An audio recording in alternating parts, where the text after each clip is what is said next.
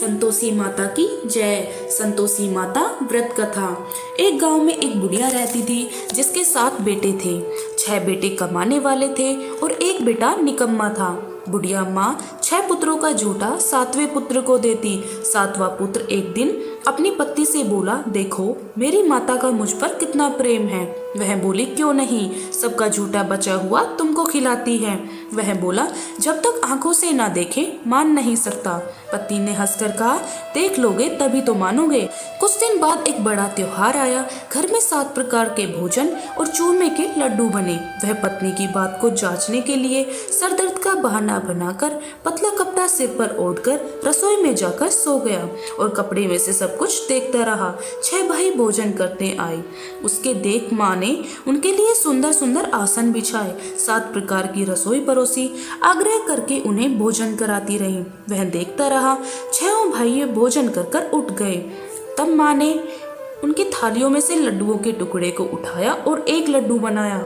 झुटन साफ कर माँ ने उसे पुकारा, उठ बेटा उठ, तेरे भाइयों ने भोजन कर लिया, तू भी उठकर भोजन कर ले। उसने कहा, माँ मुझे भोजन नहीं करना, मैं परदेश जा रहा हूँ। माँ ने कहा, कल जाना हो तो आज ही जा। वह बोला, हाँ हाँ जा रहा हूँ। यह कहकर वह घर से निकल गया। चलते समय उसे पत्नी की याद आई। वह गौशाला में कंडे थाप रही थी। वहां जाकर बोला, मेरे पास तो कुछ नहीं है, यह अंगूठी है, सो ले लो और अपनी कोई निशानी मुझे दे दो। वह बोली, मेरे पास क्या है, यह गोबर भरा हाथ है। यह कहकर पति ने उसकी पीठ पर गोबर के हाथ की थाप मार दी। वह चल दिया। चलते चलते दूर शहर में पहुंचा। वहां एक साहूकार की दुकान थी। वहां जाकर बोला, सेठ जी मुझे नौकरी पर रख लो। साहूकार को नौकरी की सख्त जरूरत थी। साहूकार ने कहा, काम देखकर तनख्वाह मिलेगी। उसने कहा, सेठ जी जैसा आप ठीक समझे। उस साहूकार के यहाँ नौकरी मिल गई। वह वहाँ दिन रात काम करने लगा। कुछ दिन में दुकान का लेन देन, हिसाब किताब, ग्राहकों को माल बेचना, सारा काम करने लगा। साहूकार के 7-8 नौकर थे। वे सब चक्कर खाने लगे, लेकिन उसने अपनी लगन, परिश्रम, ईमानदारी के साथ सभी को पीछे छोड़ दिया। उसे अपने किए का फल मिला। सेठ ने भी उसका काम देखा और 2-3 महीने में उसे मुनाफे में साझेदार बना लिया। परिश्रम करते करते 12 वर्ष में ही वह नगर का नामी सेठ बन गया और सेठ अपना सारा कारोबार उस पर छोड़कर चला गया। इधर उसकी पत्नी पर क्या बीती वह सुने। सास ससुर उसे दुख देने लगे। गृहस्थी का काम कराकर उसे लकड़ी लेने जंगल भेजते। इसी बीच घर की रोटियों के आटे से भी जो भूसी निकलती, उनकी रोटी बनाकर रख दी जाती। फूटे नारियल की नरेली में पानी दिया जाता। इसी तरह दिन बीतते रहे। एक दिन वह जब जंगल में लकड़ी काटने जा रही थी, रास्ते में बहुत सी स्त्रियां संतोषी माता का व्रत करती दिखाई दी। वह वहाँ खड़ी होकर पूछने लगी, बहनों यह तुम किस देवता की पूजा करती हो और व्रत कर रही हो? इसके करने से क्या फल होता है? इस व्रत के करने की क्या विधि है? यदि तुम अपने इस व्रत का विधान मुझे समझाकर कहोगी तो मैं भी तुम्हारा एहसान मानूंगी।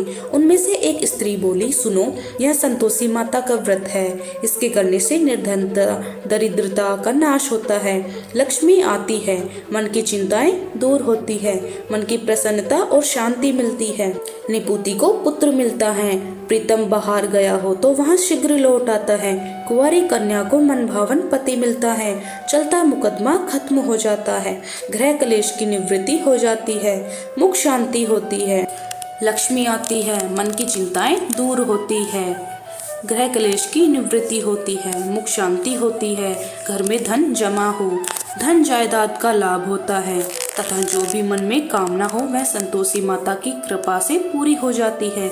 इसमें कोई संदेह नहीं। वह पूछने लगी, यह व्रत कैसे किया जाता है, यह भी बताओ तो बड़ी कृपा होगी। वह स्त्री कहने लगी, बिना परेशानी, श्रद्धा और प्रेम से जितना भी हो सके प्रसाद लेना, 5.25 पैसे से 5.25 आने का और इससे भी ज्यादा शक्ति और भक्ति के अनुसार गुड़ और चना लेना, हर शुक्रवार को निराहार रहना, कथा कहना और सुनना, इसमें ओम बीज कम नहीं टूटे, लगातार नियम के पालन करना, सुनने वाला कोई ना मिले तो घी का दीपक जलाकर उसके आगे जल का पात्र रखकर कथा कहना, परंतु नियम न टूटे, जब तक कार्य सिद्ध न हो नियम पालन करना, कार्य सिद्ध हो जाने पर व्रत का उद्यापन करना, 3 मास में माता पूरा फल प्रदान करती हैं। यदि किसी के ग्रह खोटे हैं, वह भी माता 1 वर्ष में अवश्य उसके अनुकूल करती हैं। कार्य सिद्ध होने पर ही उद्यापन करना, बीच में नहीं। उद्यापन में आए शेर, आटे का खाजा और इसी प्रकार खीर और चने का साग बनाना, 8 बच्चों को भोजन कराना, यहाँ तक मिले देवर, जेठ, भाई, बंधु, कुटुंब के लड़के लेना, न मिले तो रिश्तेदारों और पड़ोसियों के लड़के बुलवाना, उन्हें भोजन करा यथाशक्ति दक्षिणा देना, माता का नियम पूर्ण करना। ध्यान रखना, उस दिन घर में कोई खटाई ना खाए। यह सुन वह वहां से चल दी। रास्ते में लकड़ी के बोझ को बेच दिया, उन पैसों से गुड़ चना ले माता के व्रत की तैयारी में लग गई। रास्ते में संतोषी माता के मंदिर में माता के चरणों में लौटने लगी, विनती करने लगी, माँ मैं दीन हूँ, निपुट मूर्ख हूँ, व्रत के कुछ नियम जानती नहीं, मैं दुखी हूँ, हे माता मेरा दुख दूर कर, मैं तेरी शरण में हूँ। माता को याद आई, एक शुक्रवार बीता कि दूसरे शुक्रवार को ही उसके पति का पत्र आया। तीसरे शुक्रवार को उसका भेजा हुआ पैसा वापस पहुंचा। यह देखकर जेठानी का मुंह सिकोड़ने लगी। काकी के पास अब पत्र आने लगे, रुपये आने लगे। अब तो काकी की खातिर बढ़ेगी, अब तो काकी बुलाने से भी नहीं बोलेगी। बेचारी सरलता से कहती, भैया पत्र आए, रुपये आए तो हम उसके लिए अच्छा है। ऐसा कहकर आंखों में आंसू भरकर संतोषी माता के मंदिर में जा रही थी। मातेश्वरी के चरणों में गिरकर रोने लगी, माँ मैंने तुमसे पैसा नहीं मांगा, मुझे पैसे से क्या काम, मुझे तो अपने सुहाग से काम है। मैं तो अपने स्वामी के दर्शन और सेवा मांगती हूँ। जब माता ने प्रसन्न होकर कहा, जा बेटी तेरा स्वामी जल्द ही आएगा, यह सुन खुशी से बावली हो वह वापस घर आकर काम करने लगी। संतोषी माँ विचार करने लगी, इस भोली पुत्री से मैंने कह तो दिया कि तेरा पति शीघ्र आएगा, पर आएगा कहाँ से? वह तो इसे स्वप्न में भी याद नहीं करता। उसे इसकी याद दिलाने तो मुझे जाना ही पड़ेगा। संतोषी माता ने उस बुढ़िया के बेटे को स्वप्न में समझाया, पुत्र तेरे घरवाली कष्ट उठा रही है। वह बोला, हाँ माता यह तो मुझे भी मालूम है, परंतु क्या करूं, वहाँ कैसे जाऊं? परदेश की बात है, लेन देन का सारा हिसाब किताब है, कोई जाने का रास्ता नजर नहीं आता। आप ही कोई राह दिखाए कि वहाँ कैसे जाऊं। माँ कहने लगी, सवेरे नहा धोकर संतोषी माता का नाम ले, घी का दीपक जला दंडवत कर दुकान पर जा बैठना। देखते देखते तेरा लेन देन चूक जाएगा, जहाँ माल बिक जाएगा, सांझ होते धन के ढेर लग जाएंगे। वह अगले दिन सुबह सुबह जल्दी उठा। उसने अपने मित्र बंधुओं परिचितों के स्वप्न में माता द्वारा कही बात बताई। वे सब उसकी बातें सुनकर उसकी खिल्ली उड़ाने लगी। वे सब कहने लगे, कभी कभी सपने की बात भी सच होती है। एक बूढ़ा व्यक्ति बहुत समझदार था। वह बोला, देखो भाई मेरी बात मानो, इस तरह सच या झूठ कहने से बदले देवता ने जैसा कहा है वैसा ही करना, तेरा क्या जाता है। बूढ़े की बात मानकर नहा धोकर उसने संतोषी माता को प्रणाम किया, फिर घी का दीपक जलाकर दुकान पर बैठ जाता। शाम तक धन का ढेर लग गया। वह हैरान हुआ, मन में संतोषी माता का नाम ले प्रसन्न हो गया। घर जाने के वास्ते गहना कपड़ा सामान खरीदने लगा। सब काम से निपट अपने घर को रवाना हुआ। उधर उसको पत्नी जंगल में लकड़ी लेने गई। लौटते समय थक गई। थक जाने के कारण संतोषी माता के मंदिर में विश्राम करने बैठ गई। यह तो उसके रोज रुकने का स्थान था। धूल उड़ती देख उसने माता से पूछा, हे माता यह धूल कैसी उड़ रही है? माता ने कहा, हे पुत्री तेरा पति आ रहा है। अब तू ऐसा कर, लकड़ियों के 3 बोझ बना, एक नदी के किनारे रख, दूसरे मंदिर पर, तीसरा अपने सिर पर। तेरे पति को लकड़ी का गट्ठा देकर मोह पैदा हो गया, यह वहाँ रुकेगा। नाश्ता पानी बना खाकर माँ से मिलने जाएगा। तू लकड़ी का बोझ उठाकर जाना और बीच चौक में गड्ढा डालकर 3 आवाजें जोर से लगाना, लो सासू जी लकड़ियों का गड्ढा लो, भूसी को रोटी दो, नारियल के खोपरे में पानी दो, आज कोई मेहमान आया है। संतोषी माता की बात सुनकर वह बहुत अच्छा माँ कहकर प्रसन्न मन से लकड़ियों के बोझ बना लिए। एक दिन नदी के तट पर दूसरा माता के मंदिर पर रखा। इतने में ही मुसाफिर वहां आ पहुंचा। सूखी लकड़ी देकर उसको इच्छा हुई कि अब यहीं विश्राम कर ले और भोजन बनाकर खा पीकर गांव चले। इस प्रकार भोजन पर विश्राम कर वह अपने गांव में गया। उसी समय बहू सिर पर लकड़ी का गट्ठा लिए आई। उसने गट्ठे को आंगन में डाला, जोर से 3 आवाजें दी। लो सासू जी, लकड़ी का गट्ठा लो, भूसी की रोटी दो, नारियल के खोपर में पानी दो, आज कोई मेहमान आया है। यह सुनकर सास ने अपने दिए कष्टों को भुलाने के लिए कहा, बहू तू ऐसा क्यों कहती है, तेरा मालिक ही तो आया है, बैठ मीठा भात खाकर कपड़े गहने पहन। पत्नी की आवाज सुनकर उसका स्वामी बाहर आया और उसने हाथ में पहनी अंगूठी देखकर व्याकुल हो गया। उसने माँ से पूछा, माँ यह कौन है? माँ बोली, बेटी तेरी ही पत्नी है। आज 12 वर्ष हो गए हैं जब से तू गया है, तब से सारे गांव में जानवरों की तरह भटकती फिरती है, कामकाज कुछ करती नहीं, 4 समय आकर खा जाती है। अब मुझे देखकर भूसे की रोटी और नारियल के खापरे में पानी मांगती है। वह बोला, माँ मैंने इसे नहीं देखा और तुम्हें भी, मुझे दूसरे घर की चाबी दो, मैं उसमें रहूंगा। ठीक है बेटा, तेरी जैसी मर्जी है, कहकर माँ ने चाबी का गुच्छा बेटे के सामने रख दिया। उसने दूसरे घर को खोलकर सारा सामान जमाया। एक दिन में वह राजा के महल जैसा ठाट पाट बन गया। अब क्या था, वह भूख भोगने लगी।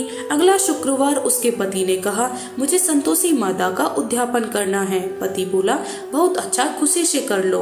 वह उद्यापन की तैयारी में लग गई। जेठ के लड़कों को भोजन के लिए कहने लगी। उन्होंने मंजूर किया, परंतु पीछे से जेठानी ने अपने बच्चों को सिखलाया, देखो रे, भोजन के समय सब लोग खटाई मांगना, जिससे उनका उद्यापन पूरा ना हो। लड़के भोजन करने आए, खीर पेट भरकर खाई। तुरंत बाद याद आते कहने लगे, कुछ खटाई खाने को दो, खीर खाना हमें भात नहीं, देखकर अरुचि होती है। लड़के उठकर बोले, पैसे लाओ। भोली बहू कुछ जानती ना थी, उसने उन्हें पैसे दे दिए। लड़कों ने बाजार जाकर उन पैसों से इमली खरीदी और खाई। यह देखकर बहू पर माताजी ने कोप किया। राजा के दूत उसके पति को पकड़कर ले गए। अब सब मालूम हो जाएगा, अब जेल की रोटी खाएगा। बहू से यह वचन सहन नहीं हुआ। यह संतोषी माता के मंदिर में गई और कहने लगी, माता तुमने यह क्या किया? हंसाकर क्यों रोनाने लगी? माता बोली, पुत्री तूने मेरा व्रत भंग किया है, इतनी जल्दी सब बातें भुला दी। वह बोली, माता भूली तो नहीं हूँ, ना कोई अपराध किया है, मुझे तो लड़कों ने भूल में डाल दिया, मुझे क्षमा करो। माँ बोली, ऐसी भूल भी कहीं होती है? यह बोली, अब कोई भूल नहीं होगी। अब बताओ मेरे पति कैसे आएंगे? माँ बोली, पुत्री जब तेरा पति तुझे रास्ते में आता मिलेगा। वह मंदिर से निकलकर बाहर गई तो रास्ते में उसे अपना पति आता हुआ दिखाई मिला। उसने पूछा, कहाँ गई थी? वह बोला, इतना धन जो कमाया है उसका कर राजा से मांगा था, वह भरने गया था। वह प्रसन्न होकर बोली, भला हुआ, अब घर चलो।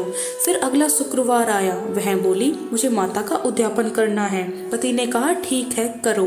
फिर वह जेठ के लड़कों को भोजन के लिए कहने लगी। जेठानी ने लड़कों को सिखा दिया, तुम पहले ही खटाई मांगना। लड़के भोजन करने बैठ गए, लेकिन भोजन करने से पहले ही कहने लगे, हमें खीर पूरी नहीं भाती, जो जी बिगड़ता है, कुछ खटाई खाने को दो। वह बोली, खटाई खाने को नहीं मिलेगी, खाना हो तो खाओ। उनसे कहकर चले जाने पर उनने ब्राह्मण के लड़के को बुलाकर भोजन करवाया। दक्षिणा की जगह उन्हें एक एक फल दिया। इससे संतोषी माता प्रसन्न हुई।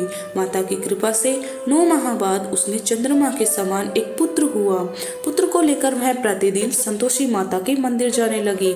माँ ने सोचा कि यह रोज आती है, आज क्यों ना मैं इसे घर ले चलूं, इसका आसरा देखूं तो सही। यह विचार कर माता ने भयानक रूप बनाया। गुड़ और चने से सना मुख, ऊपर के मुंड से ऊपर होठ पर उन मक्खियां भिन भिना रही थी।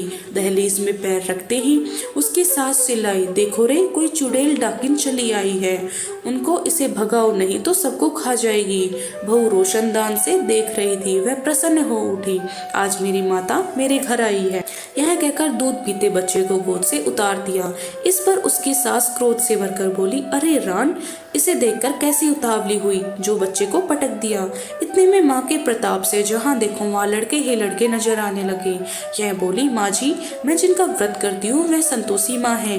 इनका कहकर झट से घर के सारे किवाड़ खोल दिए। सबने माता के चरण पकड़ लिए और विनती कर कहने लगे, हे माता, हम मूर्ख हैं, अज्ञानी हैं, तुम्हारे व्रत की विधि हम नहीं जानते, तुम्हारा व्रत भंग कर हमें बड़ा अपराध किया है। हे माता, आप हम अपराधों को क्षमा करें। इस प्रकार बार बार कहने पर संतोषी माता प्रसन्न हो गई। इसके बाद उसकी सास कहने लगी, हे संतोषी माता, आपने बहू को जैसा फल दिया वैसा सबको दे। जो यह कथा पढ़े या सुने उसका मनोरथ पूर्ण हो। श्री संतोषी माता की जय।